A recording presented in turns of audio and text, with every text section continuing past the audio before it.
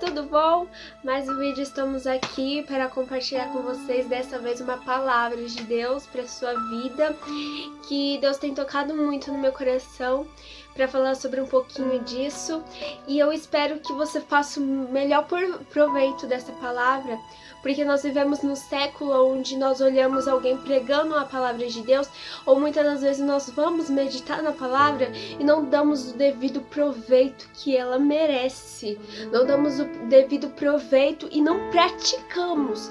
Então que isso não seja só mais um vídeo para você ver algo que talvez você já ouviu falar, ou algo que talvez você já saiba, mas algo que você pegue para si e fale: a partir de hoje eu vou praticar, e a partir de hoje eu vou viver o querer do Senhor, amém? Bom, hoje eu vou falar um pouquinho sobre o perdão e sobre o servo incompassivo, e se encontra em Mateus 18, a parábola do servo incompassivo. Essa parábola é muito extensa e o vídeo vai prolongar um pouco, então eu prefiro contar ela do que ler para não prolongar. E você dá uma meditada em casa, que eu creio que Jesus vai continuar falando com você, tá bom? Ela se encontra em Mateus 18, a partir do versículo 21.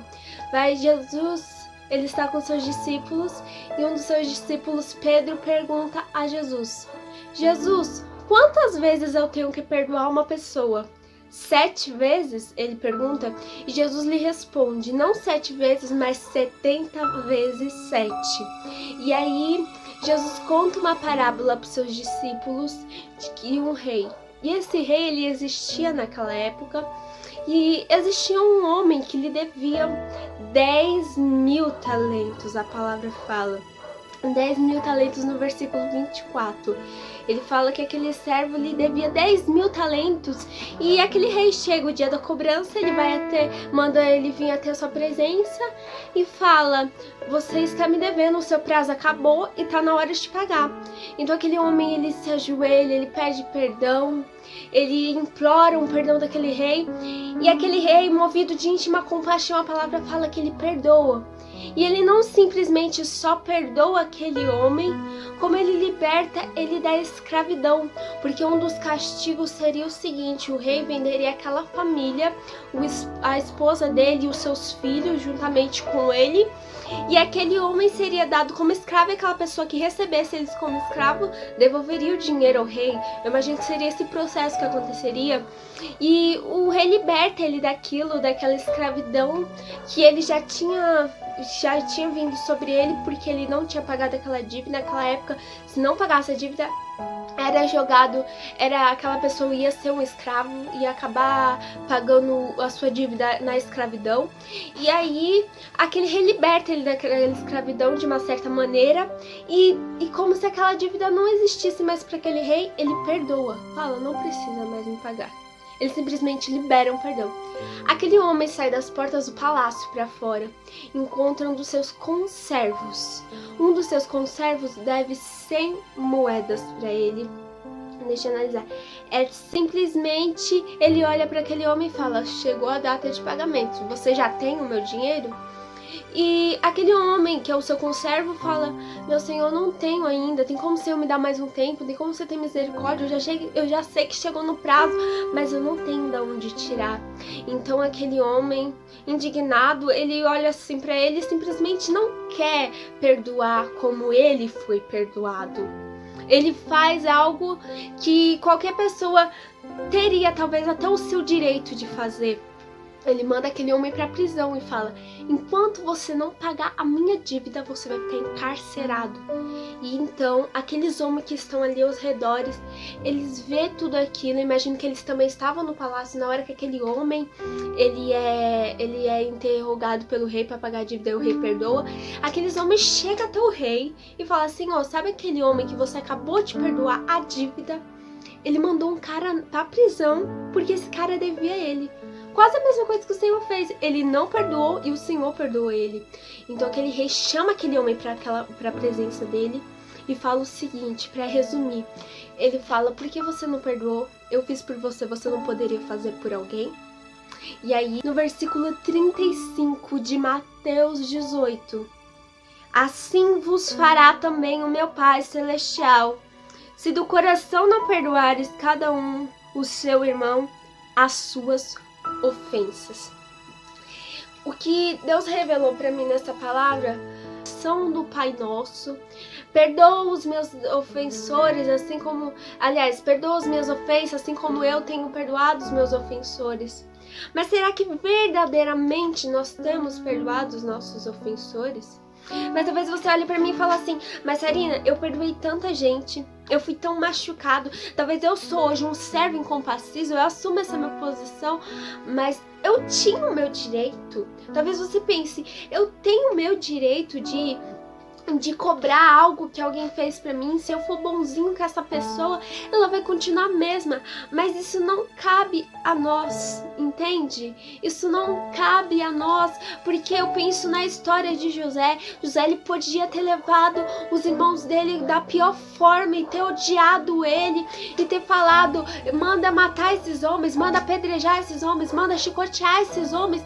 Mas ele não se deixou ser levado pelo ódio cego. Ele simplesmente colocou no seu coração que se todo aquele mal que fizeram com ele virou em algo bom, porque agora ele não vai só ajudar o seu povo, mas toda uma nação, mas todo um povo, mas todo um reino. Então existem coisas que acontecem na nossa vida que são exatamente propósitos de Deus. Talvez você me pergunta: como Deus quer que eu perdoe alguém se Ele mesmo não evitou em mim essa decepção? Porque Deus, Ele tem as suas maneiras de trabalhar na nossa vida. Talvez se essa decepção não tivesse acontecido, você não estaria hoje aos pés do Senhor.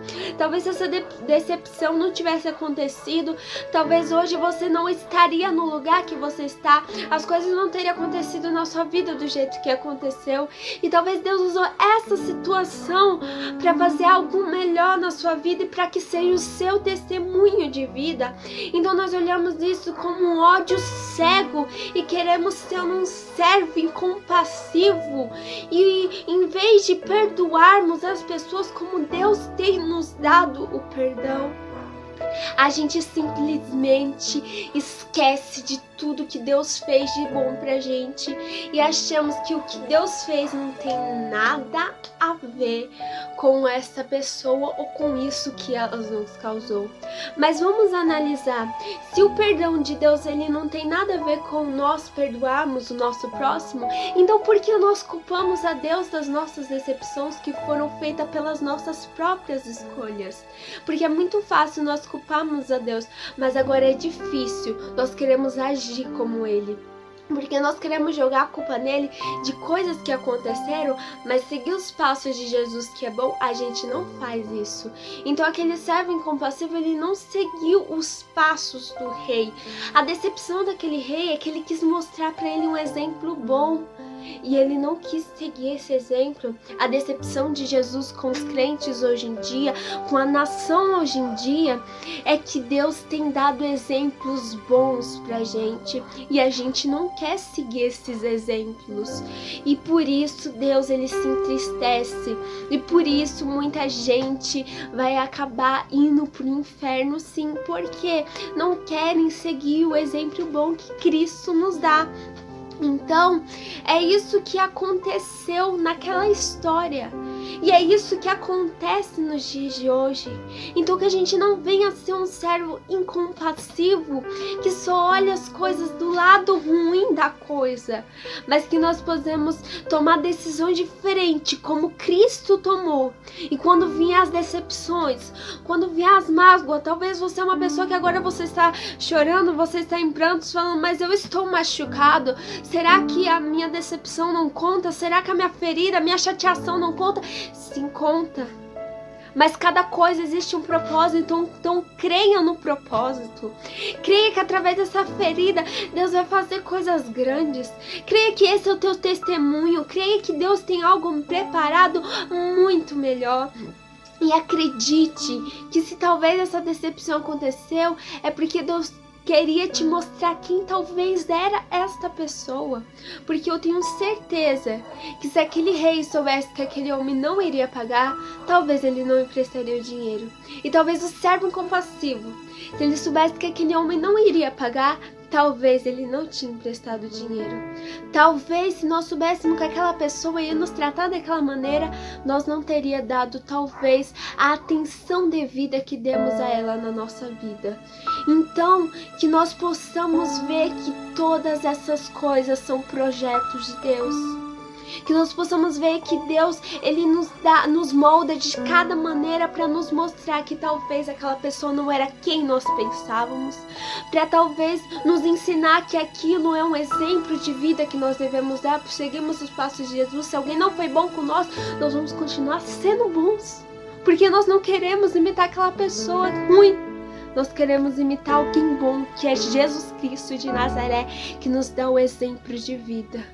Então que você possa guardar essa palavra no seu coração e você não venha ser um servo incompassivo, mas que você possa entender que Jesus, ele tem um plano maior para a sua vida, um plano melhor para a sua vida, e que o perdão, quando ele é liberado, ele produz milagres. Então se você quer receber um milagre de cura, perdoe. Se você quer receber algo da parte de Deus, perdoe. E não faça isso simplesmente esperando algo de Deus, mas faça por algo que você já ganhou. Aquele homem podia fazer por algo que ele já ganhou. Ele já ganhou o perdão do rei, então ele vai liberar perdão. Se você já recebeu o perdão de Cristo Jesus, que ele deu para você, e a morte dele na cruz do Calvário, que ele já deu para você uma vida, um acesso a Deus, um acesso ao Pai, por esse amor de Jesus por ti, por isso que ele já deu, não algo que você ainda vai receber, mas algo que você já tem. Por isso, libera perdão. Por isso, seja um servo compassivo, seja alguém que segue e imita os passos de Cristo. Continue falando contigo. Leia Mateus 18, a história, a parábola do servo incompassivo. Curte, compartilha com seus amigos, porque Deus quer falar com eles também através desse vídeo, eu creio. E comenta se Deus falou com você, se você tem passado por uma história. Vamos conversar. Eu creio que Deus tem muito a fazer e creio que Deus tem muito a falar. Se você gostou, faça parte dessa família segundo o coração de Deus. Se inscreva no canal. E beijão. Curte, compartilha, faz tudo isso que precisa, gente, porque precisa mesmo. Que Deus abençoe a sua vida. Beijão e a paz do Senhor seja com você.